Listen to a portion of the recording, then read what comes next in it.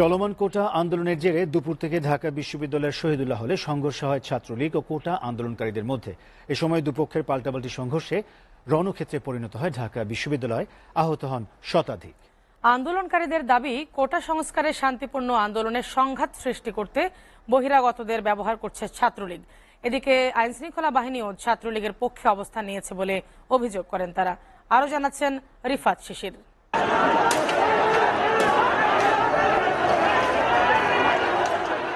কোটা সংস্কার আন্দোলনের জেরে দুপুর থেকে রাত ৮টা পর্যন্ত শহীদুল্লাহ হলের সামনে থেকে ঢাকা মেডিকেল কলেজ এলাকা পর্যন্ত আন্দোলনকারী শিক্ষার্থী ও ছাত্রলীগ নেতাকর্মীদের ধাওয়া পাল্টা ধাওয়া চলতে থাকে।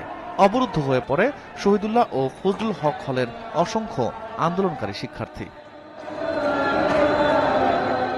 এ সময় দুপক্ষের সংঘর্ষে চারপাশ থেকে আসা ইট পাটকেল নিক্ষেপে রণক্ষেত্রে পরিণত হয় সড়ক। কোটা আন্দোলনকারীদের দাবি, ছাত্রলীগ বহিরাগতদের দিয়ে হামলা চালিয়ে তাদের শান্তিপূর্ণ আন্দোলনকে বাধাগ্রস্ত করতে চায়। এ ঘটনায় আইনশৃঙ্খলা বাহিনীর একপেশে ভূমিকার সমালোচনাও করেন তারা। অছাত্ররা টোকাইরা কেন ক্যাম্পাসের নিরাপত্তা, ওদের কি দায়িত্ব ক্যাম্পাসের নিরাপত্তা দেওয়া?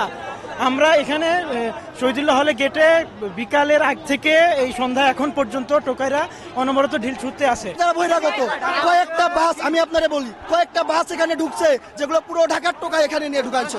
আমরা হাসপাতালে পর্যন্ত আমাদের ভাইদের নিয়ে যাইতে পারি নাই, তারা এখানে হাসপাতাল নিয়ে যাইতে দেয় নাই।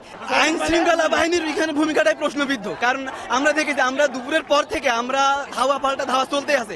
এখানে আমাদের হল প্রশাসন থেকেও কোনো রকম ছাত্রদের রেসপন্স পাইনি।